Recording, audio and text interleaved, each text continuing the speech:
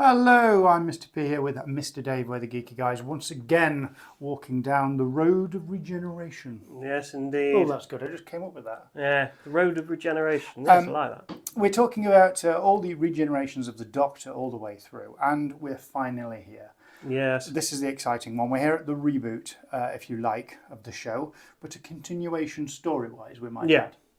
So after quite a break from 1996 all the way to 2005, the BBC decided, one of the best decisions they've ever made, to bring back Doctor Who. And responsibility for this was given to Russell T Davies as showrunner. Music from Murray Gold, brilliant duo. We point that out because it's important. And and it was given to Christopher Eccleston to be the Doctor. That's and right. In 2005, it debuted on our screens. Now, it was, to coin a phrase, fantastic. Fantastic. He absolutely nailed it. Yeah. Yeah, I mean, like you say, Russell T Davies, he kind of started off with a bit of a comment at first at a party of that, he liked Doctor Who and he'd written scripts when he was younger for it, and wouldn't it be a nice idea to try and bring it back? And thankfully, discussions were had, teams were put together, and as you said, in 2005, it was back. Yeah, and what a Doctor. Costume-wise, it was very plain and simple. It was just a jumper, trousers, black boots, and a black leather jacket. Yeah, that's it. That's all you need. And the episode was called Rose, and introduced probably one of the most famous companions of the modern era Doctors, Rose Tyler, played by Billie Piper. And and through the first series of Doctor Who reboot, we had Christopher Eccleston running around doing his stuff. We had Captain Jack Harkness introduced as well. Yeah. He was a former time agent, a bit of a con man, if you like, as well. Came and joined, and he got his own show later on, but we're not going to dwell too much on that. Yeah, the dashing road, Oklahoma himself. Mr. Jack Harkness, played by the brilliant John Barrowman. And we kind of had, we kind of mentioned earlier the other way that Sophie Aldred, Ace, was kind of like the prototype Rose Tyler, and I think she kind of carried on where Ace finished, really, and seeing it through her eyes like you did with Ace. We got the whole range of emotions from Rose. From she was scared, she was quizzical, yet at the same time she had gumption. She was she would say it like it is. She's like, well, no, Doctor, I don't care who you are, you can't do that. You've got to do this because it's the right thing to do, and that kind of thing. Yeah. And even with the alien she encounters, traveling with the Doctor gave Rose a purpose. She became more aware of herself, so she was able to say, look, no, you don't have to do that, trust me, I travel with the Doctor and I know that we can do it better. And that was nice. I mean, and it worked two ways as well, kind of. He came round at the right time for her, and she came round at the right time for him. She was kind of in this boring 9-to-5 job, kind of domestic, living at home with a mum, kind of on-off boyfriend, Mickey Smith, played by Noel Clarke, who we'll talk about in a bit. And she was a bit bored and a bit, just get up every day, go to work, boring. And the Doctor was kind of, just come out of the Time War, was a bit damaged, wasn't quite sure who he was anymore. He needed fixing. Yeah. And she needed that injection, that spark into her life. So they complemented each other. And it worked really well. Now, sadly, at the end of, before we get to that, there's one other thing I want to mention. We talked in previous videos about the sonic screwdriver, and we said that it came in John Pertwee's thing. In fact, I've got a sonic here. So it came in John Pertwee's tenure as the Doctor, which was this one. Yeah. We then had Tom Baker, who had a pretty similar sonic, which was the Sir Peter Davidson one, which then got destroyed. Paul McGann did have one, very briefly. Yeah.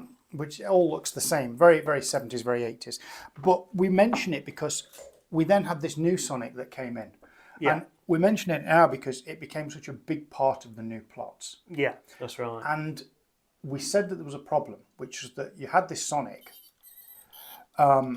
which could fix anything, and it's now turned into a scanner, and it can fix barbed wire, and it has lots of settings, thousands of settings. So how can they just, there's no room now that can hold them? So what they did in the new reboot, which I think is really nice, is they added this little phrase called deadbolt sealed. So if you had a deadbolt sealed room, the Sonic wouldn't work on it. Yeah. So they did solve that the Sonic will solve every problem, just to put it out there. But it is a big part. Every time there's a new Doctor now, it's like, oh, what's the new Sonic going to be like? Yeah, that's it. And it's interesting as well that what you mentioned earlier about John Pertwee, and the fact that John Pertwee started off with the Autons and the plastic, and Christopher Eccleston started off with the Nestine Conscience and anti-plastic to take them out and stuff. Essentially, we're Autons, I guess. Yeah, which went nodded back to the Third Doctor, which was nice. Lots of nodbacks because, like I say, RTD, Russell T Davies, and all the writers were fans of the original. Yeah. So Christopher Eccleston then, was it just 12 or 13 episodes? It ended with the parting of the ways, where Jack gets killed. Yeah. But he doesn't really. Because Rose brings him back. Well, we're not going to go through all the plot details. Got the whole bad wolf thing going on, didn't they? RTD started to introduce these story arcs that went through the shows, the whole series. And we're back onto 140 to 50 minute episodes now, not story that are split up. And I think that works really well.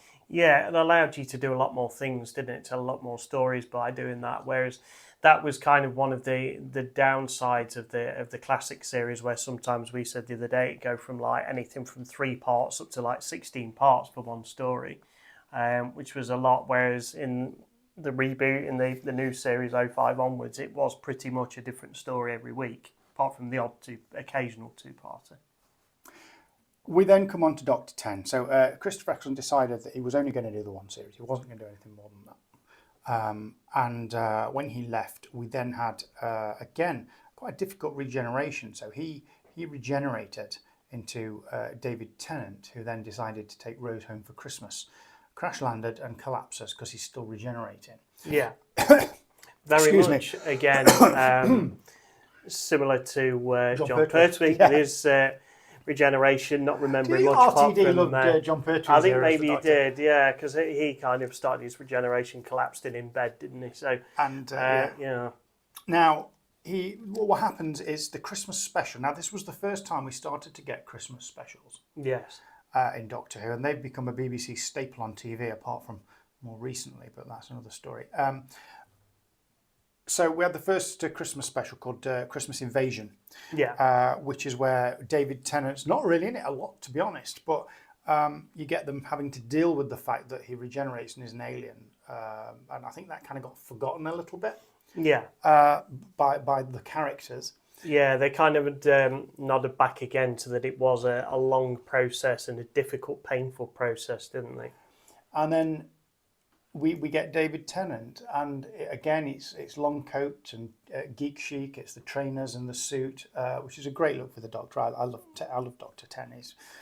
And David Tennant again had this difficult job because Christopher Eccleston brought it back so well. It's like, well, how can you possibly? Yeah, it was kind of reminiscent a little bit between kind of 1 and 2, wasn't it? Where kind of 4 and 5. Yeah, where kind of Christopher Eccleston had put these great foundations in place, and the show was in a decent place, and it was about carrying it forward. And I think again they managed to do the same trick twice. What they did with Patrick Troughton and push the show forward, they did the same with David Tennant as well. And not just forward, but up. Up.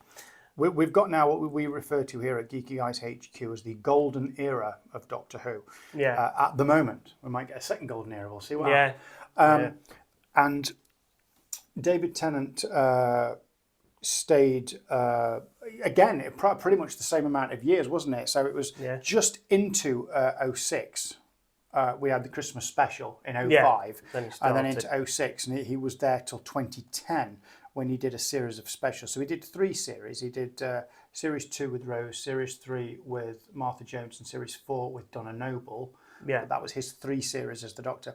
And then he did a series of specials leading up to his regeneration, which was the End of Time, was the one where he actually regenerates. And of course, during this time of the 9th and the 10th, we brought back the Daleks, we brought back the Cybermen, we brought back the Master. Yeah. You know, so, Autons, I suppose, technically. Yeah, Autons as well, a little bit of the start of Christopher Eccleston's tenure. There was lots of nods to the original show in terms of... Time Lords as well, of course, in David Tennant's era, but the Time Lords and Gallifrey back in a bit as well. Yeah. But we had some new aliens as well, of course. We had the Slitheen, who've become a bit of a classic now. And obviously, we'll talk about others that have come in the next era as well.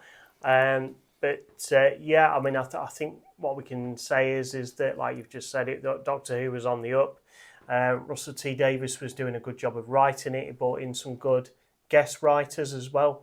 The music we mentioned earlier, Murray Gold came in to look after the music, and oh my goodness, it just elevated it to a whole new level. Now, the showrunners have recently done a small interview together where they've talking about the music even from the old shows. Yeah. They used to love the way that the music complemented it. And the way that they've done this from here going forwards was amazing. You know, you've got the Doctor's theme, even taking the old Ron Granger's original theme from Doctor Who and making it modern without really changing it too much. Reworking it a little bit. That was amazing. And they've just released the new one actually, which is amazing. And the Doctor's theme is a rework of Matt Smith's, which we'll come back to. Even the new companion's got a theme as well, as has been the way in Russell T Davies' previous I love era. Rose's theme. It's so reminiscent of her journey. It's so slow and sad almost. But lovely. And we've had lots of fantastic performances. I mean, Catherine Tate, you wouldn't expect. No. I mean, the awards that she got nominated and won for playing Donna Noble in Doctor Who. I mean, she went the whole range. She was that funny comedy character that you would expect. Yet at the same time, she had to play serious and she had to play heartbroken, and she absolutely nailed it. I think she surprised a lot of people, because I can remember at the time when she came in and everybody was like, Catherine Tate, not sure, that might be a bit jarring, she might be a bit annoying, she might not last long and disappear, and it was not that at all. Yeah. Really good. And I mean, we've recently just got David Tennant back as a new Doctor, which we'll talk about in another one, but he's quite a fan favourite. And I think the problem with David Tennant was he did such a good job that when he decided it's time to leave, there was this whole, who are you going to get to replace him? Yeah. He did such a great job replacing Christopher Eccleston, which you didn't think was going to be possible, that he's now raised the bar so high. Yeah. How could you possibly do anything with that now? I know, it was... Also, I might have to add that Russell T Davies decided he's going to step down as showrunner at the end when David Tennant left. So most of the crew changed over. The top people changed over. And Stephen Moffat, who'd written for Doctor Who and was one of the senior team at the time, was brought in as showrunner for the new series. Well, I mean, what did they do? They nailed it. And we're going to talk about that in the next video, in the next episode. Do stay with us for that. Thanks for watching. Don't forget to like and subscribe. You can find everything we're doing on social media, and all the links and everything else is on geekyeyes.co.uk. And we'll see everybody next time.